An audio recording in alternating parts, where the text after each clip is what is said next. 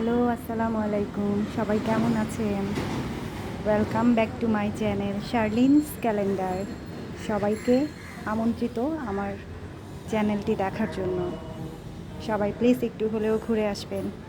আজকে আমি আপনাদের জন্য একটা খুব কমন রেসিপি খিচুড়ি করে দেখাবো।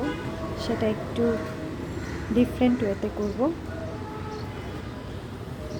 চলেন দেখে আসি কিভাবে খিচুড়িটা আমি প্রসেসিং করছি।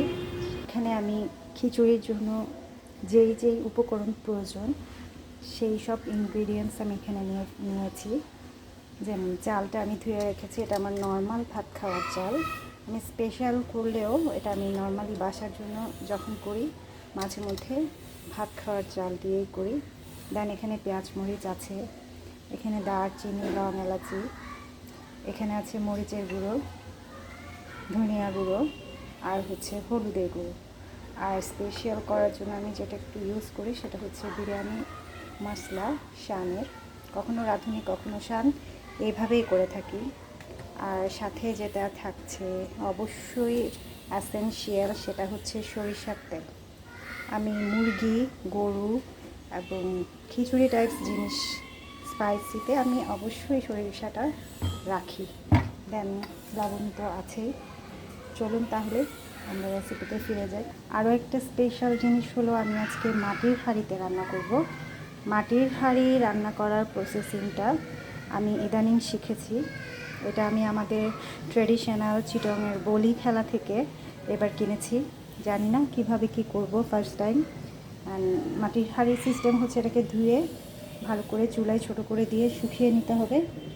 দেন এটাতে রান্না করতে হবে। ভেতরের অবস্থায় রান্না করা যাবে না, এক্ষেত্রে এটা ফেটে যাওয়ার বা ভেঙে যাওয়ার পসিবিলিটি থাকে। Now let's start. আমি একেবারে লো আঁচে রান্না করব, যেহেতু মাটির হাঁড়ি এটা খুব দ্রুত গরম হয়ে যায়। বেশি বড় করলে ভেঙে যাওয়ার পসিবিলিটি থাকে।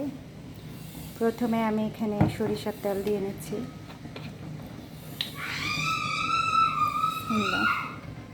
পরিমাণ মতো আমি সরিষার তেল দিয়ে নেব।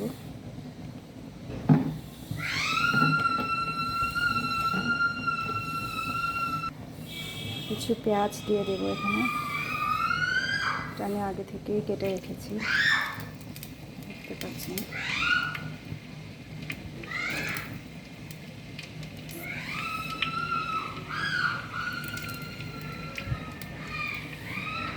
পরে আরও কিছু পেঁয়াজ দেবো আমি। পেঁয়াজ দিয়ে এটাকে আমি একটু লালচে ভাপ আনবো। পেঁয়াজটা একটু আমি নেড়ে চেড়ে নেব, যাতে এটা একটু ঘন ঘন হয়ে যায়।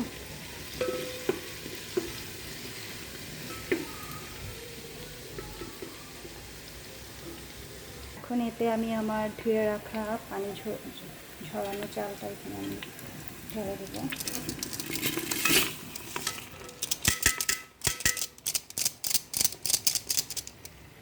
এখন চালটাকে একটু নেড়ে চেড়ে দেবো। একটু ঘন ঘন হয়ে এলেই আমি এর মধ্যে সব মশলাগুলো অ্যাড করে দেব। সরি ভিউয়ার্স, আমার এখানে দুইটা ইনগ্রিডিয়েন্টস মিস হয়ে গেছে। সেটা হচ্ছে একটা মুসুর ডাল দিলাম এখানে, আর হচ্ছে এখানে আদা আর রসুন পেস্ট একসাথে করে রাখা আমি এভাবে কিউব করে কেটে রাখি। তার সাথে কিছু পেঁয়াজ মরিচ আমি একসাথে এখানে অ্যাড করে দেবো।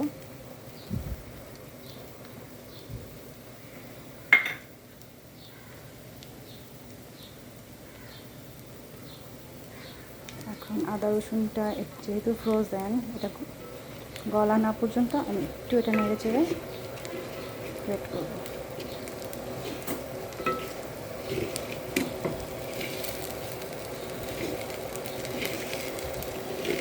এত তাপ, মাটির হাঁড়ির এত তাপ আমি আগে জানতাম না। এটা অল্প আছে অনেক বেশি গরম হয়ে যায়। আমি যে এখানে এই যে আমার চালগুলো খুব তাড়াতাড়ি ফ্রাই হয়ে গেছে, এখানে অলমোস্ট পোড়া হয়ে গেছে।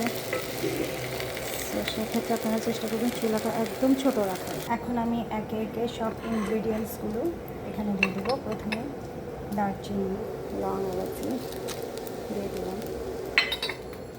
মরিচের গুঁড়াটা আপনারা স্বাদ অনুযায়ী দেবেন, আপনাদের যেমন খেতে মন চায়, বেশি ঝাল, খুব কম বা এই টাইপের। আমার যেহেতু বেবি আছে আমি মিডিয়াম ঝালটাই দিয়েছি। দেন হচ্ছে মশলার গুঁড়ি। আর সবসময় চেষ্টা করবেন আপনি যখনই যে রেসিপি করবেন সাথে সাথে জিনিসগুলো ওয়াশ করে রেখে দেওয়া। এটার ফলে হয় কি আপনার জায়গাটাও পরিষ্কার থাকে, জিনিসগুলো ধোয়া হয়ে যায়, মানে একই সাথে সব কাজগুলো কমপ্লিট হয়ে যায়। আমিও সেটা ট্রাই করি যখন আমি রান্না করি, যেহেতু মেড আছে তারপরে আমি নিজেরটা নিজে করে রাখার চেষ্টা করি, মেড তো আর সারাদিন করবে না। তো আমি এখন এগুলো মিক্স করে দেব। আরেকটা জিনিস আমি এখানে আজকে অ্যাড করব, সাধারণত আমি করি না বাট আজকে একটু ট্রাই করে দেখি, সেটা হচ্ছে এখানে আমি কিছু টমেটো কুচি করে রেখেছি, জাস্ট ফালি করে ছোটো ছোটো টুকরো করে এটা অ্যাড করে দেব। অ্যান্ড দেন আমার আছে এখানে বিরিয়ানির মশলাটা আমি এখন দেবো না, একটু পরে দেবো, যেহেতু আমি এখানে মশলা দিয়েছি কাঁচা। একসাথে যদি আমি বিরিয়ানির মশলাটা দিই তাহলে দেখা যাবে কি আমার সেটার সেন্টটা থাকবে না, মিক্সড হয়ে যাবে। সো এটা আমি পরে ইউজ করছি।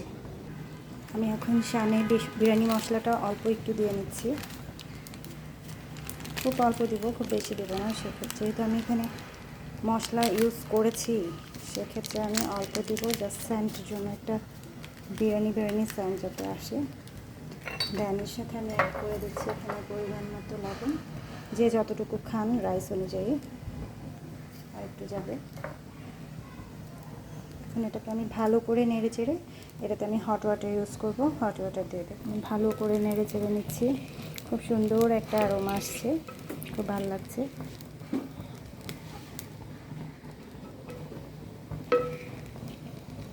এখন এটা আমি আস্তে আস্তে করে, যেহেতু মাটির হাঁড়ি দ্রুত দেওয়া যাবে না, আস্তে আস্তে করে পরিমাণ অনুযায়ী আমি এখানে আপনার গরম পানি দিয়ে দেবো। সেফটির কারণে নিজের সুবিধার্থে আমি এখানে এমন জগে গরম পানি করে নেই যাতে আমার সুবিধা হয়, যেহেতু করতে অনেক সুবিধা হতে পারে যদি আমি পাতিলে করি, রিস্ক থাকতে পারে। সেক্ষেত্রে আমি এখানে অল্প অল্প করে হট ওয়াটার দিয়ে দেবো, খুব আস্তে আস্তে, যেহেতু মাটির হাঁড়ি।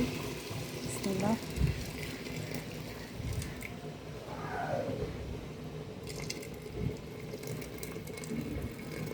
যেহেতু খিচুড়ি, পোলাও কিন্তু আপনাদের পরিমাণ মতো পানি দিতে হয়, খিচুড়িতে একটু বেশি লাগে, যেহেতু এখানে ডাল থাকে, সাধারণত 3 ধরনের ডাল আমি ইউজ করি, আজকে একটাই দিয়েছি। এখন এটা আমি নেড়ে চেড়ে অপেক্ষা করব।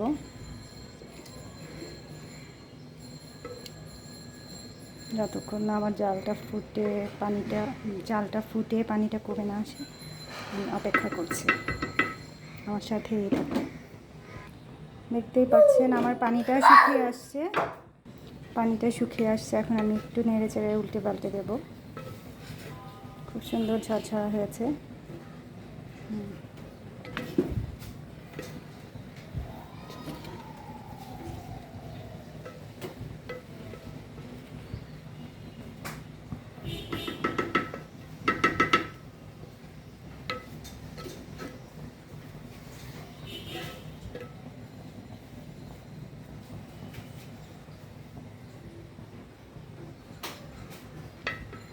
একটু লবণটা চেখে দেখবেন, আমার লবণটা কম হয়েছিল, আমি আর সামান্য একটু লবণ দিয়ে এটা আমি নেড়ে চেড়ে দেবো ভালো করে।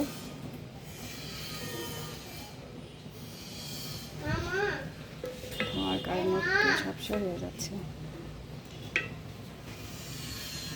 এখানে আমি এখন অ্যাড করব 2টা কাঁচামরিচ, এটা হচ্ছে অ্যারোমার জন্য, কাঁচামরিচটা দিলে একটু সুগন্ধি হবে।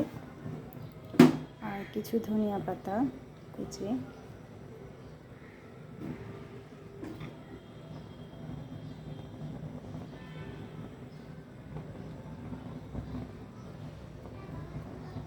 দিয়ে আমি এটাকে ভাতটাকে আমি ঢেকে দেব।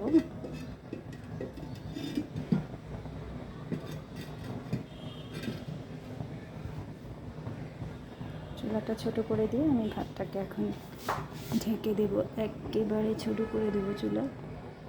যাতে এটা ভাপে হয়ে যায়। এই হলো আমার আজকের খিচুড়ি রেসিপি। একটু পরেই আমি আপনাদের সার্ভ করে দেখাচ্ছি। আমার খিচুড়ি রেডি, এখন সার্ভের পালা।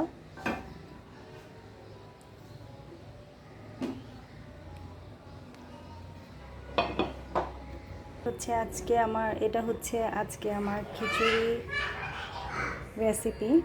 এটা দিয়ে আমি আমার লাঞ্চ আজকে করব। আপনাদের সবার আমার খিচুড়ি রেসিপিটা কেমন লাগলো জানাবেন, এবং আমার রান্না যদি আপনাদের ভালো লেগে থাকে তাহলে প্লিজ একটা লাইক, ফলো আর শেয়ার দিয়ে আমার সাথেই থাকবেন, যাতে আমি আপনাদের ইন্সপিরেশনে আরও ভালো ভালো কিছু রেসিপি উপহার আপনাদের দিতে পারি। আজকে এই পর্যন্তই। সবাইকে ধন্যবাদ। আসসালামু আলাইকুম।